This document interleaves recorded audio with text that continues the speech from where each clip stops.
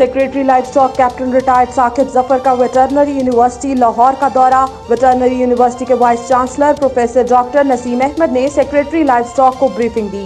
Policy का तसलसल तरक्याती मंसूबों पर दूररस असरात मुरतब करता है।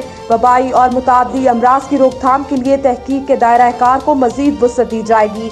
माही परवरी और जंगली हयात के महकमा इजात से बाहमी इश्तराक के जरिए तहकीक और रोजगार के नए मौके पैदा होंगे। सेक्रेटरी लाइफ स्टॉक ने डायरेक्टर इंस्टीट्यूट ऑफ माइक्रोबायोलॉजी को तारीफी सर्टिफिकेट भी दिया। Secretary livestock captain retired Saqib Zafar ने यूनिवर्सिटी में पौधा भी लगाया। उन्होंने यूनिवर्सिटी के मुख्तलिफ शोबाजात का तफसीली दौरा किया। सेक्रेटरी लाइफ स्टॉक ने स्पोर्ट्स कॉम्प्लेक्स का भी जायजा लिया। सर्विस के इतलाक जिला सतह पर बढ़ाया जाएगा। Secretary livestock captain retired Saqib Zafar ने बायो सिक्योरिटी लैब लेवल 3 का भी इफ्तिताह किया। वाइस चांसलर वेटरनरी यूनिवर्सिटी ने सेक्रेटरी लाइफ स्टॉक को सवीनियर पेश किया।